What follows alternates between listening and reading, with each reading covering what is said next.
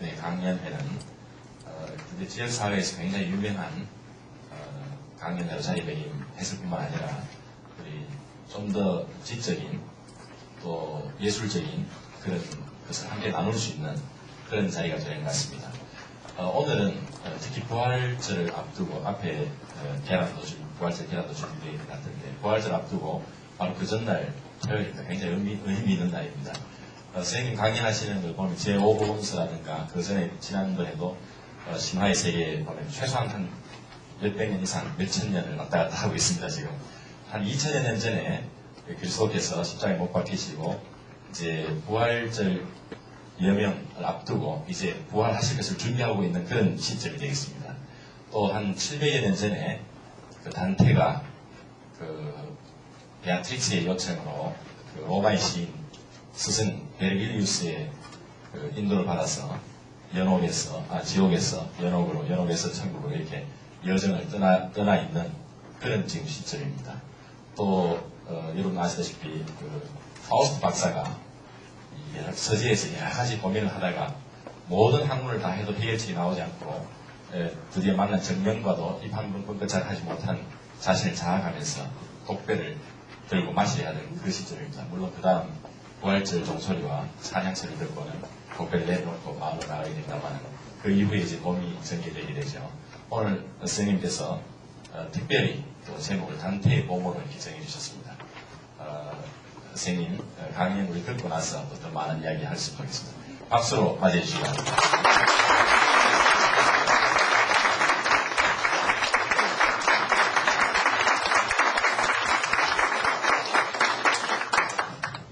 여러분 대단히 반갑습니다. 또 이 자리 음악으로 잘 장식해준 김찬수 선생님, 신서영 선생님께 감사 인사를 드립니다. 우리 옛말에 백문이 불여일견이라는 그런 말이 있는데 그것과 같은 맥락에서 100가지 설, 100가지 이론이 한번 느끼는 것보다 못하다 하는 그런 말 구상할 수 있고요. 백설이 불여일감이다. 오늘같이 좋은 봄날 밖에 나가면 금방 느끼는데 이 지하실 이 구석에 들어간 데가 봄이 이러니 저러니 얘기하려고 그러니까 이 참 가속기 짝이 없는 행위라고 느껴지기도 합니다만 어쨌든 오늘의 주제가 이제 단테 봄이라서 빨리 진행하도록 하겠습니다. 우선 아랫게 저녁에 그 서울 어느 그 대사집에서 이태리 대사를 만났습니다. 대사를 만나가지고 자기가 하소연하는 것 중에 하나가 서울 밖에 다른 도시에는 이태리 대사관이 접촉할 수 있는 개인이나 기구가 없다는 그런 말을 합니다. 참 미안하다 하면서 그런데 그렇다고 하더라도 대구 같은 총구석에서 그래도 모레 그러니까 오늘 저녁에 사람들이 모여가지고 단테 이야기한다. 그러니까 자기가 깜짝 놀라면서 비록 뵙지는 못했지만은 그 청중 여러분께 자기의 인사를 꼭 전해달라는 부탁 말씀을 해서 그 인사 말씀을 여기서 전해드립니다. 그 다음에 봄 얘기 들어가기 전에 이제 바로 우리에 관한 봄 이야기인데 지난 주말 날씨가 괜찮았습니다. 해가지고 집사람하고 이제 나들이 한다고 어디 갈 데가 있습니까? 할 수 없이 백화점 가서 눈욕이라고 한다고 들어가는데 마침 나오는 한 50대였을까 한 중년 부인 한 사람이 있었어요. 우리는 어떻게 들어가다 뭐 손을 잡고 들어간 것 같아요. 별로 의식도 하지 않고. 그런데 그 사람이 한 10m 앞에서부터 아주 유난히 이상하게 얼굴을 이렇게 훑어봅니다. 훑어보면서 얼굴 표현이 좀 이상해지고 또 이상하게 한 웃음까지 띄면서 지나가는데 말은 안 했지만 그 여자분의 생각을 내가 들을 수 있었어요. 뭐냐면은 오래 살다 보니 별걸 다 보냈다는 그런 감정을 가지고 지나가는 것 같았어요. 그래서 쫓아가서 그 하려고 그러다가 뭐 그냥 나와버렸습니다만 사실 우리가 뭐 손잡고 다니는 말도 지가 와. 하여튼 그런 봄입니다. 봄인데 단테는 뭐 기억하시겠습니다만 한 740여 년 전에 태어났습니다. 태어나가지고 태어날 때도 봄 계절에 5월에 태어났고, 또 태어나서 비교적 정상적인 생활을 하면서 자랐지만은 12살에 어머니 잃고, 또 6년 뒤 18살에 아버지까지 잃습니다. 어머니 잃기 직전에 약혼을 했고, 아버지 잃은 그 다음에 결혼을 하게 됩니다. 결혼을 하고 이렇게 해서 사는데, 그 당시 피렌체 혹은 플로렌스, 여기서 주로 이제 그 단테니까 이태리에서 알려진 이름대로 하겠습니다. 피렌체는 거의 독립된 공국 비슷한 그런 운영체계였습니다. 물론 이태리라는 건 국가 비슷한 또 교회 안에서의 영역도 있었지만 독립된 하나의 공국으로 존재하면서 스스로의 운명을 개척해야 될 그런 그 국가, 좋은 국가였는데, 그러나 이제 그 국가 자체가 작은 도시이기 때문에 어려움이 많았겠죠.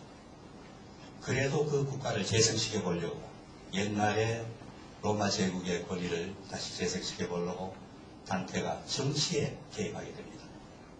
정치에 개입하게 되어서 자기가 35세 때 되던, 그게 꼭 1300년입니다. 기원 후 1300년. 그때 피렌체의 6명의 집정권 중에 한 사람으로 서름이 됐습니다. 그것이 단테의 그 앞날에 대한 결정적인 요인이 되어가지고 이 정쟁에 말리고 모함받고 비난받고 피해를 이렇게 해서 돌아다닙니다. 1300년에 프리오라는 그런 집정관에 선임되어가지고 2년 뒤에는 이상한 모함 때문에 2년 동안 피렌체로부터 추방당하고, 추방당한 그 기간 동안에 다시 피렌체 정부에서 벌금 내면은 미국 가도록 해주겠다 하는 것을, 그때부터 이제 시인의 양심이 살아가지고 내가 잘못한 것도 없는데 벌금 낼 이유 없다, 이렇게 답변을 하니까 피렌체 정부에서는 1302년에 항구적인 영원한 추방 명령을 내리고, 단테가 피렌체로 다시 돌아오는 경우에, 입국하는 경우에는 즉시 체포해서 환영에 처한다는 선고까지 했습니다.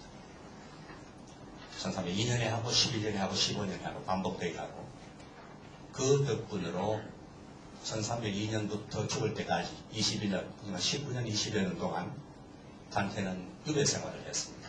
한 번도 피렌체에 돌아오지 못하고 유배 생활하고, 그 유배 생활하면서 이제 신곡을 시작한 것 같아요.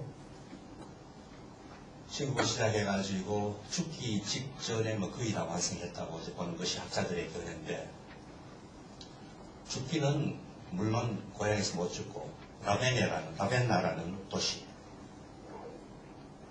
거기에서 죽었습니다. 거기에 아직도 묘지가 있고 지금도 피렌체로 돌아오지 못하고 거기 있습니다.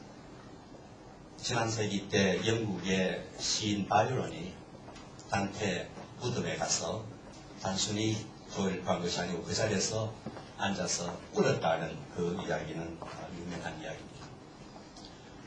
단테 생애 중에 우리가 꼭 언급해야 될 것이 베아트리체라는 여인에 관한 이야기입니다.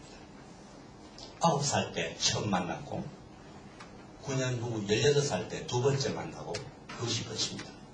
그것이 끝이지만은 또 베아트리체는 일찍 죽었어요. 24, 25. 그러나 베아트리체의 그 삶이 단테에게 지대한 영향을 끼쳤고, 어떻게 보면은 신곡의 그 긴 여정이, 현재로부터 영원에 이르는 그 긴 여정이 베아트리체를 다시 만나기 위한, 또 만나서 구원을 얻기 위한 그런 여정이라고 해도 과언이 아닐 겁니다. 이렇게 해서 이제 단테가 태어나고 죽은 그 시대, 13세기 말 14세기 초니까 지금부터 700년 전인데 생소한 시대입니다. 우리한테는 아주 생소한 시대인데 어떤 일들이 있었나? 영국에 보면은 에드워드 1세라는 왕이 35년 동안 통치하면서 엘리자베트 여왕의 그 시대를 미리 준비하는 그 시대였습니다. 의회를 제도화하고 모든 법률을 규정화하고 또 국가의 손익이 어떻다는 것을 평가해서 자기 판단으로 유대인을 추방까지 하고 에드워드 1세가 통치하는 그 기간 동안 그 전에 이미 옥스포드다, 케임브리지다 이런 대학들 다 제자리에 앉아서 교육시키고 있었고 거대한 성당들, 웨스트민스터 성당이다, 솔스부리 성당이다 이런 것들도 다 완공된 그런 상태였습니다. 그냥 강국으로 발전한 그런 거였고 프랑스도 마찬가지입니다. 필립 4세가 29년 동안 통치하면서 솔본 대학이다 이런 대학 완전히 정착시켜서 국제적인 대학으로 만들었을 뿐만 아니고 이미 노트르담이다, 샤트, 파리에 있는 센슈페르 같은 샤펠 같은 그런 성당을 다 완공하고 활용한 그런 시대고 공교롭게도 에드워드 1세와 똑같이 이 필립 4세도 유대인들을 추방했어요. 일부 사학자들은 그 이유를 유대인들이 그 당시에 이제 경제권을 가지고 있으니까 상업권을 가지고 있으니까 그거 빼기 위해서 추방하고 그 상업권을 노렸다는 그런 얘기도 있습니다만 어떻든 그런 과정들을 통해서 강국으로 발전하고 있었고 또 조금 멀리 중국으로 보면은 징기스칸의 손자 쿠블라이 칸이 중국 남송까지 완전히 정복해서 중국을 하나의 통일된 국가로 원나라를 만들어서 통치하고 있었던 그런 시대입니다. 13세기 말. 이런 시대 또 오스만 제국, 오토만 제국이라고 하지 그것도 이때의 건국이 된 이런 시대에 단테는 좁은 이태리 땅 안에 좁은 피렌체 속에서 니잘라타 네잘라타 싸우는 전쟁에 말려가지고 추방당하고 그 나라 조국 자체가 갈갈이 찢어있는 이런 상황에서 유배 생활을 하면서 이 작품을 썼습니다. 또 이태리 교회는 어땠나? 교회도 마찬가지였죠. 중세에 기억하시겠지만은 교황하고 황제하고 큰 권력 다툼이었습니다. 신성 로마 제국의 황제하고 가톨릭 교회 교황청의 교황하고 늘 한쪽에서는 치리하고 한쪽에서는 천 가지고 달라들고 이런 식으로 서로 분열된 이런 상태.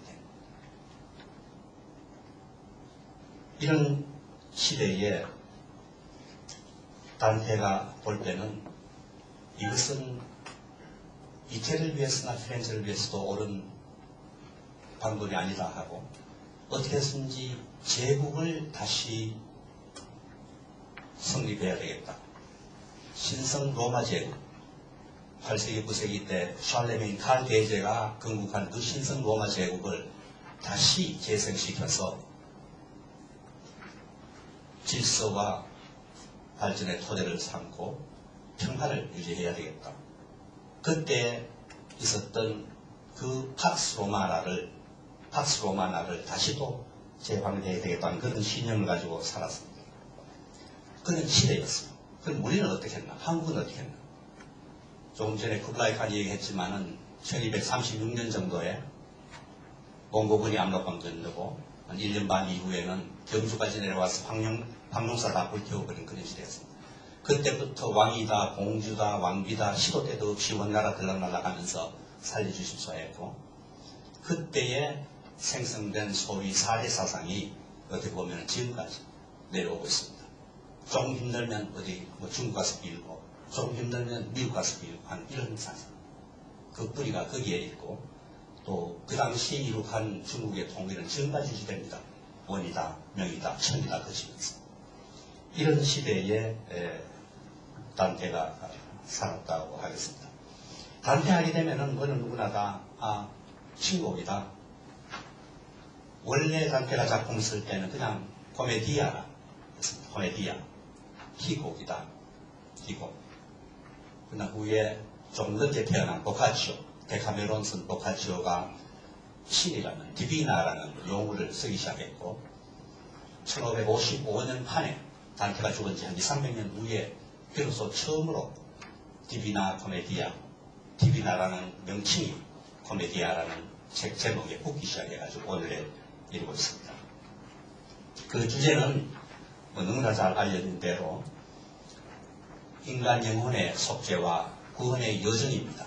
아까 사회자장님 말씀하셨지만은 개인적으로는 단테지만은 단테가 전 인류를 대표하는 그런 인간으로서 지옥에 들어가가지고 연옥 거쳐서 천국에 이르는 그 여정을 신곡이 묘사하고 있습니다. 그 내용은 우리 인생을 보통 70년, 그 성서에도 그런 표현이 나오고 도양에도 그런 표현이 있지 않습니까? 70년인데 70년에 딱 반대는 단테가 35살 되던 해가 1300년입니다. 1300년 부활절 전 금요일 1300년의 부활절은 아마 4월 8일로 이렇게 나와 있는데 그냥 중세 사람들은 예수님께서 못 박혀 죽으신 그 날이 3월 25일로 머리에 새겨져 있습니다. 해마다 그날이 바뀌는 것이 아니고 1600년 전에 예수님께서 돌아가신 것은 3월 25일 금요일이었다 이렇게 알고 있기 때문에 그런 달력, 실제적인 달력이 아니고 중세 사람들의 정서적인 달력으로 본다면은 지금부터 705년 전 어제 저녁에 단테가 생애 한가운데서 35살 되던 해에 우연히 눈을 떠고 보니까 깊은 숲속에서 자기가 헤매고 있더라 하는 그런 이야기부터 시작을 합니다. 705년이니까 705년 전 어제니까 705년 전 오늘도 지금도 단테는 지금 지옥을 헤매고 있습니다. 헤매고 있는 그런 것이고 그 작품 자체의 시적 구조를 두고 생각한다면 이 3이라는 숫자가 중요한 기능을 합니다. 아주 신비적인 숫자입니다. 3일체부터 시작해서 3이라는 것이 완벽한 숫자입니다. 피타고라스에 의해서도 그렇고 이 숫자를 10분 이용해가지고 이 디비나 코메디아를 3개의 책, 3권으로 나눴을 뿐만 아니라 3권, 그러니까 칸티카라고 하는 이 책 한 권, 인페아노, 버가토리오, 파라디소 한 권마다 33편의 칸토, 한 칸토는 한 140평균, 140행을 이루고 있는 시입니다. 그러니까 3권으로 되어 있고 3권마다 33칸토로 이루어져 있고 또 칸토의 주된 성분이 삼행시입니다. 삼행시로 이루어져 있고 이 아주 특이한 구조입니다. 특이한 구조고 어떻게 보면은 완벽하게 구성된 구조일 뿐만 아니고 그 당시 조금 전에 말씀드린 각종 성당들 노틀담이다, 샤틀다, 솔스버리다, 웨스민스터 이런 성당들 고딕형의 성당들의 구조 같은 느낌을 주는 시 작품입니다. 정말 구석구석에 아주 섬세한 모습들을 다 가지고 있으면서 전체적으로는 완벽한 흔들리지 않는 수백 년이 지나도 벽돌 하나 떨어지지 않는 그런 성당 구조를 이 시가 가지고 있다고 해도 과하지 않을 겁니다. 여기에서 조금 이따 보시겠습니다만 지옥도 9개 서클로 되어 있고 연옥도 큰 산 언덕인데 9개 계단 같은 층으로 되어 있고 천국 역시 9개 원정 수정 전체로 이루어져 있습니다. 3에 3, 9 이렇게 하여튼 3이라는 숫자를 너무나 완벽하게 잘 이용을 했고 그게 상징성을 부여를 했습니다. 그 신곡의 내용과 의미의 형태를 보면은 이 중세는 아주 복잡한 상상의 시대였습니다. 상상의 시대가 되는 그 배경에는 단테가 살았던 그때부터 한 200년 전부터 시작한 십자군 전쟁에 의해서 그 상상이 개발되기 시작한 것 같아요. 유럽 중앙보다 다른 사고를 하는 민족이 있고 다른 생활 양식을 영위하는 민족이 있고 다른 문화를 정상한 민족이 있다는 여기에서부터 시작해가지고 상상이 날개를 펴고 펼쳐나가는 겁니다. 단순히 상상의 그 시대일 뿐만 아니고 상상이니까 동시에 이것은 신앙과 미신이 또 지식과 환상이 현실과 영감이 또 광명과 흑암이 서로 교차하면서 공존하는 정말 복잡한 그런 시대였습니다.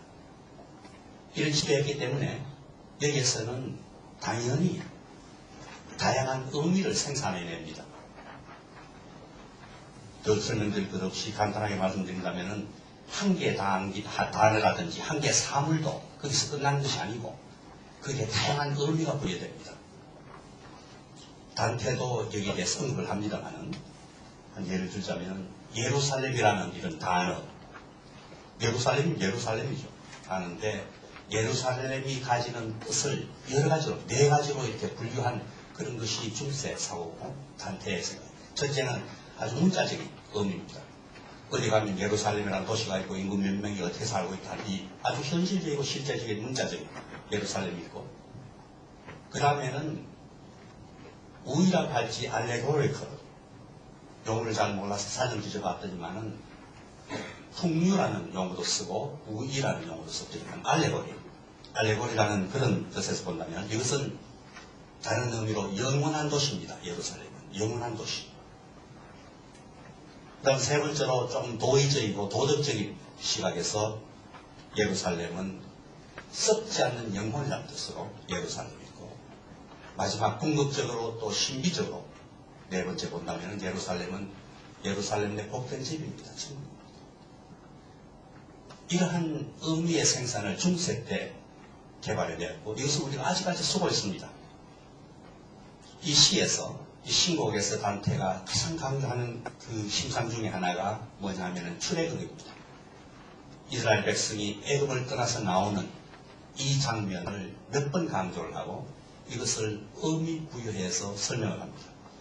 물론 여기에서 문자적인 뜻이 있습니다. 이스라엘이라는 백성이 애굽에서 그냥 나오는 겁니다. 홍해 거쳐서 나오는 실질적이고 현실적인 문자적인 뜻 그대로 있고, 여기에 또 알레고리컬한 의미 부여한다면은 한 민족이 노예의 쇠사슬을 벗어버리고 새로운 역사를 창조하기 시작한다는 그 의미가 부여됩니다. 또 세 번째 도덕적으로는 영혼이 이스라엘 백성뿐만 아니고 인류가 참회를 통해서 죄악에서 구원으로, 은총으로 변화하는 이 모습을 출애굽에서 찾습니다. 마지막 궁극적 신비적인 의미는 우리의 육신의 속박에서 우리가 석방되어 가지고 영혼의 세계, 영혼의 본향으로, 영혼의 자유를 우리가 인지하고 본향으로 돌아간다는 그런 뜻을 단테가 부여합니다. 이 네 가지 뜻을 섞어가면서 우리 단테의 신곡 간단하게 좀 얘기를 한다면은, 신곡의 그 첫째는 실질적인, 현실적인, 문자적인 뜻 속에는 여기에 그 당시 13세기가 마련해 놓은 모든 이 백과사전적인 지식이 여기 다 들어가 있습니다. 신학, 철학뿐만 아니고 자연과학이다, 천체학이다, 지리학이다, 수학이다, 여기에 다 포함되어 있습니다. 요즘은 한 사람이 그 시대 지식을 다 섞어도 못하지만 13세기는 가능했던 것 같아요. 이런 백과사전적인 지식을 가지고 문자의 뜻을 여기서 부여합니다. 문자의 뜻을 부여한다는 것은 실제적인 그 지식과 정보와 역사를 단테가 기록을 한다는 그런 말이 되겠습니다. 그런 시각에서 이 작품을 보면은 아까 말씀드린 대로 정말 1300년 3월 25일 저녁에 단테가 갑자기 의식을 차고 보니까 깊은 숲속에 자기가 혼자 헤매고 있는데 앞에는 3마리의 맹수가 늑대하고 사자하고 표범이 앞을 가로막고 있고, 사활을 건 그 전쟁 속에서 나오려고 하는데 마침 베질리우스라는 로마 시인 나타납니다. 나타나는 것도 그냥 우연히 나타나는 것이 아니고 베아트리체가 성모 마리아에게 부탁을 하고 성모 마리아가 산타 루치아에게 명하고 산타 루치아가 또 베아트리체에게 하고 베아트리체가 베질리우스, 이런 과정을 거쳐서 베질리우스라는 그 로마의 시인이 단테의 보호자 겸 안내자로 나타나는 그런 장면이 있습니다. 그 우리와 조금 다른 사상이고 언어이기 때문에 오늘 이혜연 선생이라는 분에게도 부탁드린 게 있습니다. 이혜연 선생은 우리 동문이고 우리 대학원 의료학과 석사과정 마치고 1900년대, 1990년대, 94년대, 98년까지 그 유명한 밀라노의 마랑곤이라는 교육기관이 있습니다. 이태리의 대표적인 패션 교육기관이고 세계적으로 알려진 거기에서 수학하고 최고과정 다 마친 그런 분인데 그 부탁드리기는 단테가 쓴 그 원어를 그 원어가 가지고 있는 음악성까지 좀 포함해서 좀 읽어주십사 하는 걸 부탁을 드렸는데 이 생각 어떻게 하세요? 제일 처음 시작하는 그 부분 페이지를 가지고 계신 그게 2페이지입니다. 2페이지 지옥의 1곡 1에서 9행까지 우리의 인생길 반고비에 하는 그것을 단테가 쓴 원어 그대로 한번 읽어주시면 우리 기도 조금 교육을 받지 않겠나 싶어서 부탁드립니다. Nel mezzo del cammin di nostra vita mi trovai per una selva oscura, che la dritta via era smarrita. Alquanto a dir quale era e cosa dura, esta selva selvaggia e aspra e forte, che nel pensier rinnova la paura. Tante amare che poco e più morte, ma per trattar del ben che vi trovai, dirò delle altre cose che vi ho ascoltate. 네, 감사합니다. 저는 그런 것으로 시작을 합니다. 인생길 반고비에 올바른 길 잃고서 어두운 숲속에 헤매는데 어쩌다. 이게 문자적인 그 뜻을 이야기하고 있기 때문에 이 그림들을 좀 보겠습니다. 이게 그 중요한 그림은 잘 아시는 살바도르 달리가 신곡에 대해서 그림 그리기도 하고 지난 세기 때 프랑스의 유명한 그 동판 애칭 예술가인 구스타프 도레의 작품들인데 그냥 빨리 그냥 지나가겠습니다. 설명 없이 좀 준비해 주실래요?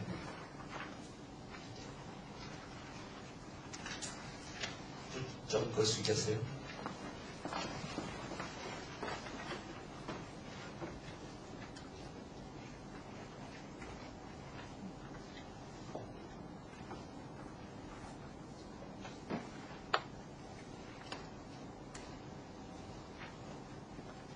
이 지옥에는 아시지만은 이승에서 지은 여러 가지 죄들에 대한 벌을 받는 곳입니다. 벌 받는 곳이고 그 죄의 그룹이 세 개로 되어 있는 하나는 무질죄고 무절죄, 또 하나는 폭력이고 또 하나는 배신입니다. 사기 이런 것들인데 여기 모하멧이 나옵니다만은 모하멧은 가장 심한 벌을 받는 사람 중에 한 사람입니다. 이유는 분열 조작했다. 분열 조작했다 해서 몸 전체가 갈라지는 완전히 갈라지는 그런 이름이 펄가토리에 들어와 있습니다만 펄가토리에는 연옥에는 이 세상에서 지은 죄에 대한 고백을 하고 참회를 한 영혼들이 기다리는 곳입니다. 여기에도 교만한 사람들의 영혼들이 참회는 했지만 기다리고 있어요. 욕심 많은 사람들. 이 속에는 교황과 추기경들이 많이 포함되어 있습니다. 이것도 마찬가지 욕심.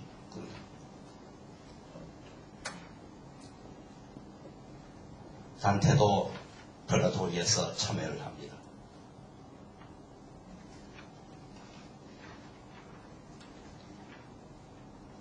이제 천국에 들어갔는데 천국 들어갈 때는 베질리우스가 안내를 하지 못하고 베아트리체가 직접 하게 됩니다. 여기에 계속하세요.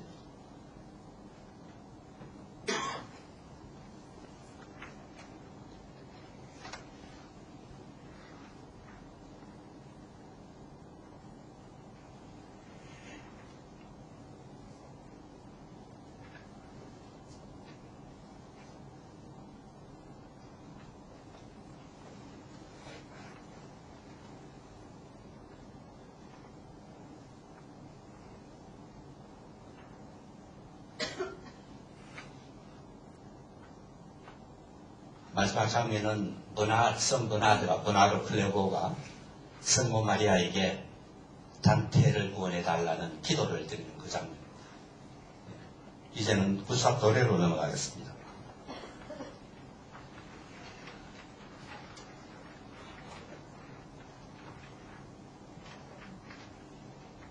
유명한 연인들 프란체스카, 바울.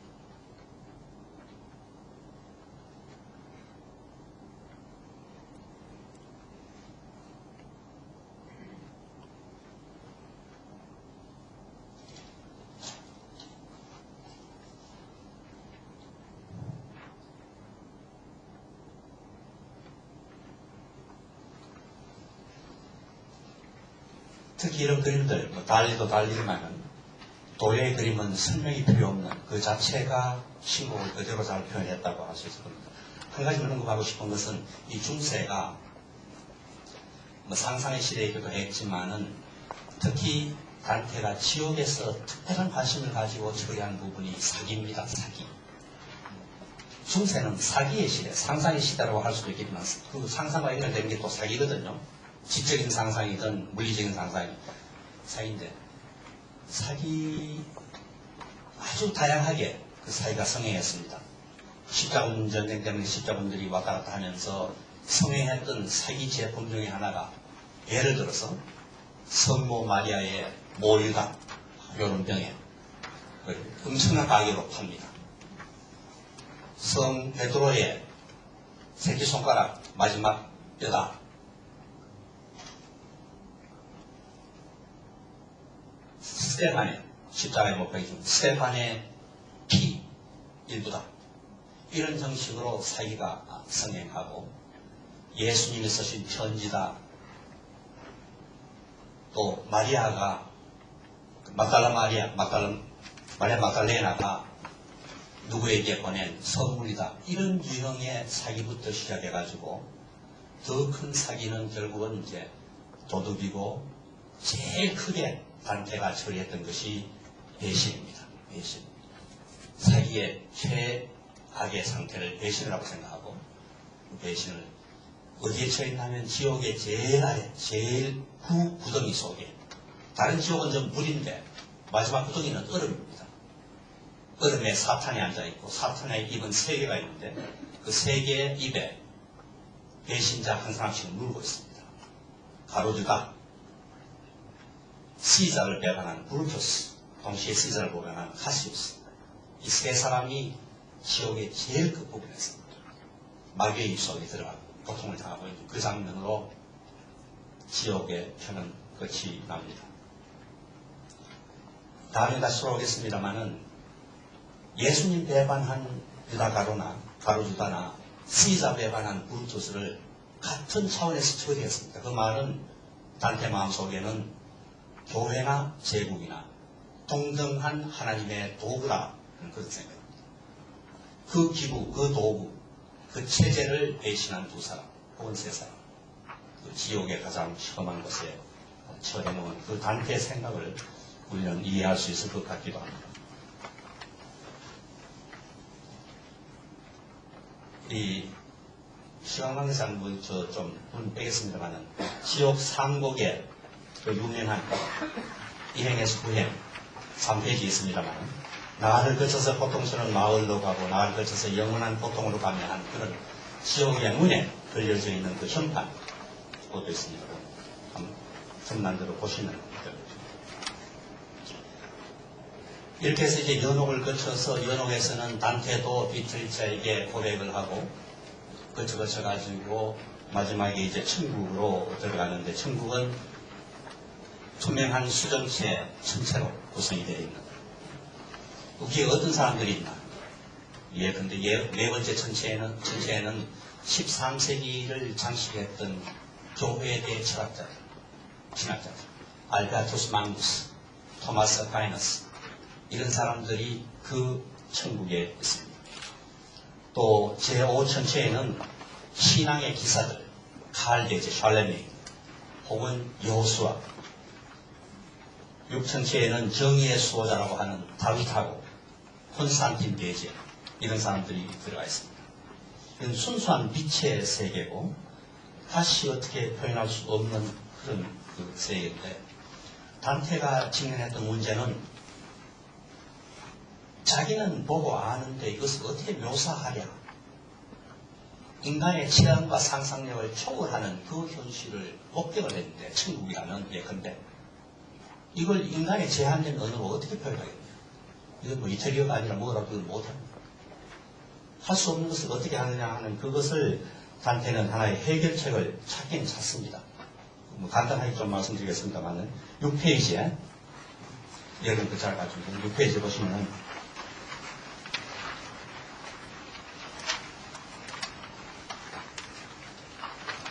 제일 끝에서 세 번째 줄 영문으로 봅시다.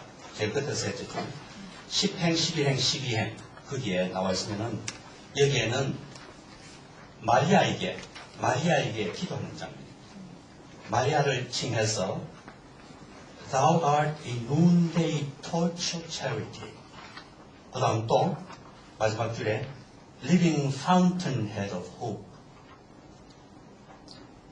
여기 또 상세히 보시면은 여기에 무엇이 개입되어 있나 하면은 마리아라는 개체가 있고 그 다음에 사랑이라는 개념 혹은 개체가 있고 마지막으로 횃불이라는 개체가 있습니다. 이 세 개에 연결이 안 돼 있죠. 마리아가 사람이든 뭐 그 신이든 간에 그하고 사랑이라는 개념하고 또 횃불이라는 개념 연결이 안 돼 있는 이 개념들을 하나로 뭉칩니다. 이것을 문학에서는 은유라고 합니다. 메타포라고 합니다. 서로 연결이 안 돼 있는 개념을 하나로 묶는 이 작업. 뒤에도 마찬가지죠. 마리아가 있고 희망이 있고 분수가 있습니다. 마리아하고 분수하고 무슨 관계가 있는데 관계없죠.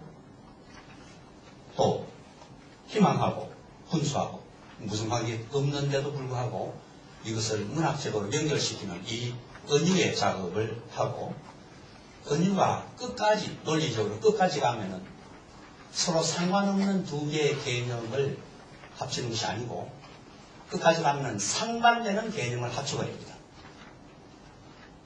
은유의 궁극적인 결론이 그겁니다. 제일 첫째 줄 우리말로 번역되어 있는 부분 보시면 동정녀 어머니 당신 아들의 따님 말이 안 되죠. vergine madre figlia del tuo figlio 동정녀는 동정녀지 동정녀 어머니는 없거든요. 상반되는 개념입니다. 처녀는 처녀지 어떻게 어머니 아니다. 또 당신 아들의 따님 당신 아들의 따님이 자신 어머니인데 아들의 따님 완전히 상반되는 두 개의 개념 이것을 하나로 합쳐버립니다. 조금 전에 말씀드린 은유는 연결 안 되어 있는 개념을 합치는 거고 한 걸음 더 나가서 이제는 완전히 논리적으로 안 맞는 두 개의 개념, 상반되는 개념을 억지로 합쳐버립니다. vergine madre, virgin mother 이러한 수법을 써서 인간이 설명할 수 없는 논리적으로 설명할 수 없는 현상을 인간의 언어로 표시하려고 노력을 했습니다. 자, 이런 방법을 써서 했고 이 백과사전적인 내용의 실질적인 문자적인 의미뿐만 아니고 단테의 신곡은 환상록, 내지는 사후세계 견문록이라고 할 수 있습니다. 여기에 알레고리컬한 뜻이 다 담겨져 있습니다. 말씀드린 대로 중세는 환영의 시대입니다. 어떤 일까지 있었나 하면은 4세기 때 이미 일어난 일인데 어떤 문건이 돌았나, 세계적으로 돌았나 하면은 사도 바울의 환상극. 내용은 사도 바울이 살았던 타수스에서 발견했다 하면서 문건이 나왔는데 사도 바울이 천사의 안내를 받아가지고 사자의 영으로 지옥에 가서 관람하고 온 그 기록을 사도 바울이 남겼다 해가지고 이것이 돌아가는 이런 이 사후세계 견문록 같은 그것이 많이 성행했습니다. 공교롭게도 마르코 폴로의 동방견문록이 단테가 지옥으로 들어가던 1300년 2년 전에 1298년도에 그것이 출판이 됐습니다. 쿠블라이 칸의 궁에서 17년 동안 생활하고 나서 돌아와가지고 베니치아로 돌아와가지고 쓴 작품이 견문록입니다. 이런 배경에 고린도 후서에도 그런 게 있습니다. 고린도 후서에 사도 바울이 쓴 고린도 후서에 자기가 얘기하면서 내가 아는 어떤 사람이 낙원으로 끌려가서 거기에서 말할 수 없는 말을 들었으니 사람이 가히 이러지 못할 말이로다 성경에 나와 있는 겁니다. 그거에 근거해가지고 사후세계 견문록이라고 하고 모든 문건이 다 도는 그런 시대. 또 브렌단이라는 신부가 아이리시 신부인데 이 양반이 쓴 그 보이지라는 책에 자기가 대서양 며칠 항해에 갔더니만은 거기에 축복받은 자들의 성인 군자들의 섬이 있더라. 단순한 지상의 낙원뿐만 아니고 지상의 낙원을 초월한 천국에 가까운 그러한 섬을 묘사한 이런 것들을 근거로 해서 단테가 역시 이 디바인 카메디를 그런 시로에서 환영의 기록 혹은 사후 세계 견문록으로 썼습니다. 세 번째로 이 작품은 여성 참미로적인 내용의 도덕적인 의미를 가지고 있습니다. 좁혀서 말하면 비트리체에 관한 이야기입니다. 중세 여성 참미는 이미 중세 때 궁정서사시라는 양식이 있습니다. 궁정사랑시. 중세 기사들의 궁정서사시, 서정서사시가 아니라 서정시, 사랑시는 자기가 흠모하는 여성에 대한 시인데 여기에는 육신적인, 육체적인 그런 정열의 표현은 전혀 없습니다. 순수한, 정말 순결한 사랑의 표현이고 그 뿌리는 성모 마리아 숭배에서 왔습니다. 성모 마리아를 숭배하는 그것이 다른 여성에게로 이관되어 가지고 그 여성을 단순한 미의 상징뿐만 아니고 아름다움의 상징뿐만 아니고 순결함과 구원의 가능성, 구원의 교량 역할을 할 수 있는 그런 영혼으로서 여성을 찬미한 그런 전통을 가지고 있어서 여기에 근거한 그 작품이 단테의 친구입니다. 단테가 9살 때 베아트리체 만났고 또 16살 때 만났습니다. 그러나 이 단테는 베아트리체를 물론 인간으로 생각했겠죠. 그러나 나중 보면은 베아트리체는 살았든 살지 않았든 단테가 자기의 정신을 총동원해서 만들어 놓은 하나의 개념이라고 할 수 있습니다. 육체적인 살과 뼈와 피를 가지고 있는 여자가 아니고 여성의 모든 아름다움을 다 포함한 이상적인 그러한 여인이고 이것을 그 친구에서 보여주고 있고 이 변형의 과정을 보면 재미있습니다. 9살 때 만난 이후에 또 16살 만난 그 보고 나서 나중에 시를 쓰면서 베아트리체에 관해서 얘기하면서 저 여자가 저 여성이 지상의 기적을 보여주기 위해서 천상에서 내려왔나 하는 그런 표현을 씁니다. 우리한테 기적을 보여주기 위해서 천상에 내려왔나. 또 사문으로는 인용해서 내 앞에 황홀한 환영이 나타났으니 이 축복받은 아름다움에 대해 내가 더 고귀하게 언급할 수 있을 때까지는 말하지 않으리라. 그렇게 할 수 있기 위해서 더욱 심오하게 탐구하리라. 모든 생명의 원천이 되는 그 하나님이죠. 그분의 은혜로 내가 몇 년 더 인내할 수 있다면 이제까지 그 어느 여성에 대해서도 묘사하지 못한 높은 경지에서 내가 그녀에 관했으리라. 이제까지 인류의 어느 인간도 여성에 대해서 그렇게 심오하게 쓰지 못한 그 높은 경지에서 내가 베아트리체에 관했으리라 하는 그런 말. 그러나 불행하게도 베아트리체는 24살도 되기 전에 죽습니다. 그 죽은 후에 단테의 생활에 대해서 단테보다 조금 늦게 태어난 보카치오가 이런 글을 남깁니다. 모든 사람이 다 알듯이 이 세상에 불변한 것은 없다. 조금 춥다가 조금 덥다가는 우리가 느끼기도 전에 존재에서 물어 넘어가는 이 우주적인 법칙을 단테는 자기 죽음에 앞서서 다른 사람의 죽음으로부터 배워야 했다. 아름다운 베아트리체는 24살이 다 가기도 전에 전능하신 주의 뜻을 따라 이 세상의 고통을 뒤로하고 그녀 자신의 고귀함이 마련해 놓은 영광의 처소로 떠났다. 단테의 슬픔과 애통과 눈물은 끝이 없어 주위 사람들이 보기에 단테의 죽음만이 그 고통을 멈출 수 있을 것 같이 보였다. 그는 또 그 주위 사람들을 다 멀리하고 혼자서 작은 구석방에 들어가 있기를 좋아했다. 단테는 그 구석방에서 물론 자살하지 않고 자기의 생각을 정리하고 나중에 이런 시를 씁니다. 베아트리체에 대해서. 베아트리체는 높은 하늘나라에 갔노라. 천사들이 평화를 누리는 그 왕국에서 그들과 같이 거하노라. 비록 우리에게서는 떠났지만 다른 사람같이 겨울의 찬바람이나 여름의 열기가 서러가는 것이 아니고 그녀의 위대한 선함과 완벽하게 겸한 빛이 하늘을 화려하게 비추었고 영원하신 군주가 그 아름다움을 보고 그녀의 온전함을 군주 자신의 영원한 찬미를 위해 불러갔으니 이 추악한 땅 어느 곳에도 그녀의 고귀함에 합당한 곳이 없었습니다. 다시 말하면은 하나님 생각에 그녀 없는 천국은 완벽하지 못하다 해가지고 데려가셨다 이 말입니다. 베아트리체의 죽음 이후의 단테의 생애는 베아트리체로 향하는 이 환향의 여정입니다. 긴 여정입니다. 지옥의 첫 문에서부터 시작해서 천국의 마지막 33칸토 이르기까지 시종 일관 베아트리체가 단테를 지켰고 단체 역시 베아트리체를 향해서 올라갑니다. 여기에 단테가 베아트리체에 관해서 사용한 원어 한 구절 La gloriosa donna della mia mente Glorious lady of my heart 이걸 우리말로 어떻게 번역할지 모르겠습니다.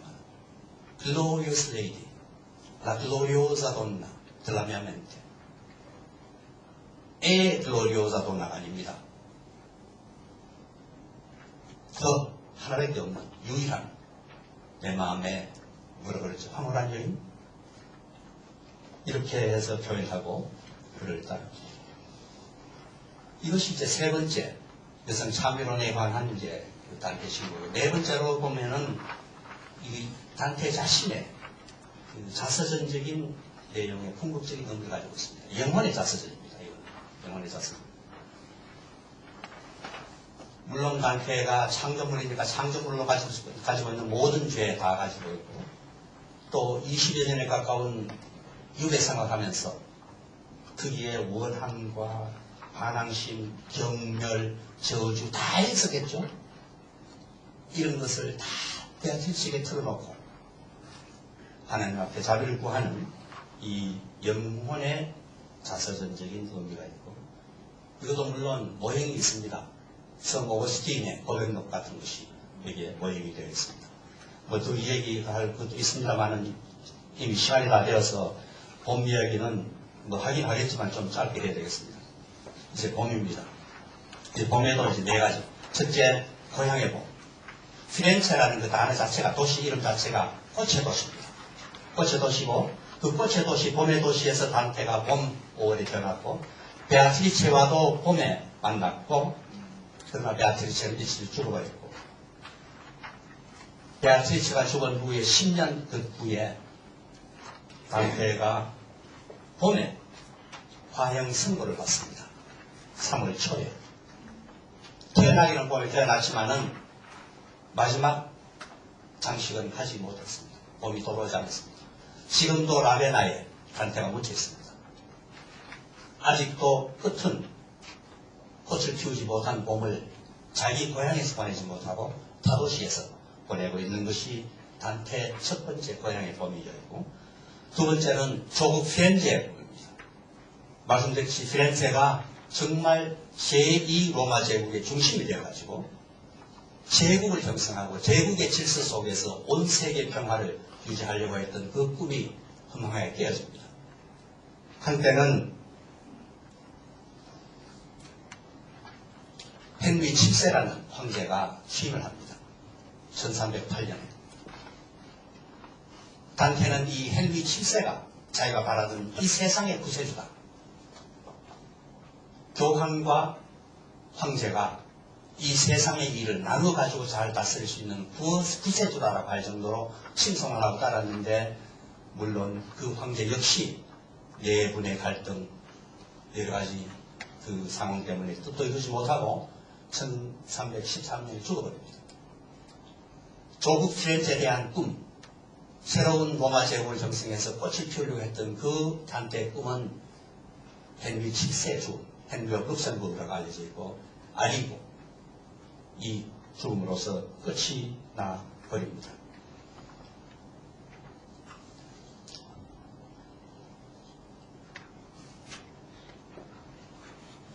셋째는 이제 그 존재의 본이라고 할 수 있는데, 이것은 도덕적인 의미를 가지고 있고, 이것이 비트리체의 관계입니다. 비트리체가 죽은 지 10년 후에 1300년 부활절 다음 수요일 연옥에서 비와 다시 만납니다. 이것 역시 처음 봄에 베아트리체를 만났듯이 죽고 나서, 베아트리체 죽고 나서 연옥에 올라가가지고야 비로소 봄에 부활절 그 다음 수요일 봄에 다시 또 베아트리체를 만납니다. 이 베아트리체는 아까 잠깐 얘기했지만은 이 단테의 시간과 영혼을 정유하는 동반자이고, 단테 자신의 살아있는 영혼의 모습이 베아트리체입니다. 단테를 구원으로 이끄는 순결한 사랑입니다. 존재의 모든 속박에서 영혼의 환향, 더 나아가서 영혼 환향의 봄으로 이끄는 여인이 베아트리체고, 이 존재적 봄은 단테가 이성에서는 맞지 못했으나마 연옥에서 맞고 천국까지 연결시켜줍니다.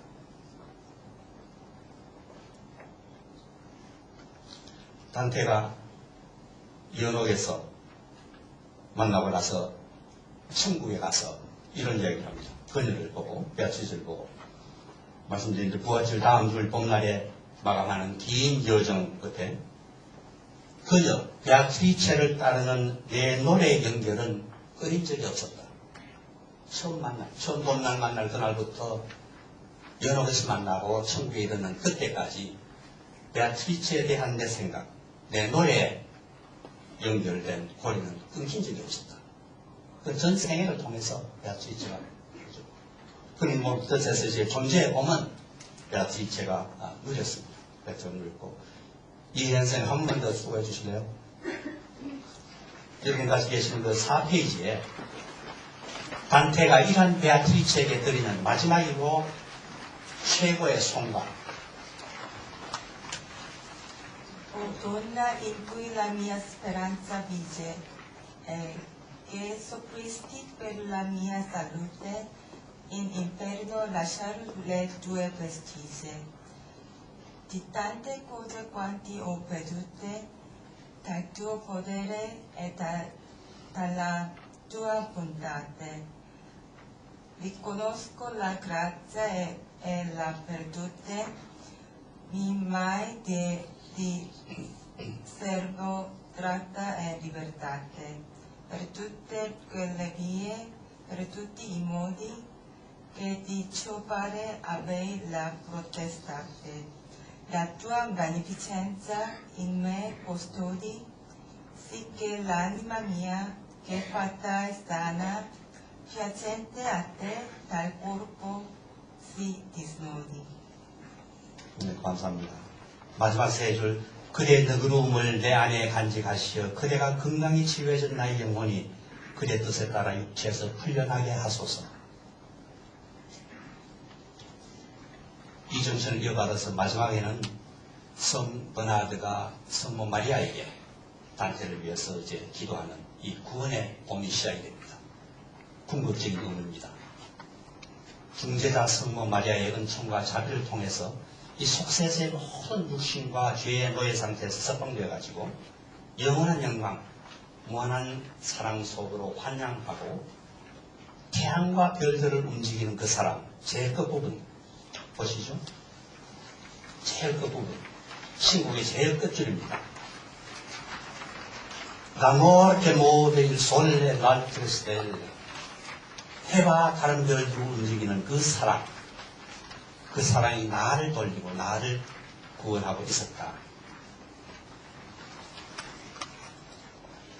그때는 베아트리체 덕분으로 단테의 영혼의 철도 역정의 최상봉에 달하고 또 거기에서 내려다보는 것은 하나님을 향했지만 하나님 물론 끝까지 못 봅니다. 단테가 시에 있기 때문에 시에 걸린 하나님을 책의 형상으로 봅니다. 그건 또 다른 이야기입니다. 단테가 그 자유의지다 혹은 또 요즘 신학에서 이야기하는 사전 결정이다 하는 이런 것들은 또 다른 문제지만은 끝에는 결국 단테 자신이 육체적이고 정신적인 대우주의 일부가 되어가지고 너가 없는 상태에서 해와 별들을 움직이는 그 사랑 속에서 같이 돌아가고 구원의 봄 맞습니다. 결론적으로는 고향의 봄도 자기가 누리지 못했고 또 피렌체의 봄도 누리지 못했지만은 그러나 존재의 봄 마지막으로 영혼의 구원의 봄은 단테가 베아트리체 덕분 성모 마리아의 덕분으로 잘 맞이했다는 그 이야기로서 오늘 이미 시간이 너무 지나서 대단하게 죄송하다는 말씀과 함께 마치도록 하겠습니다. 감사합니다.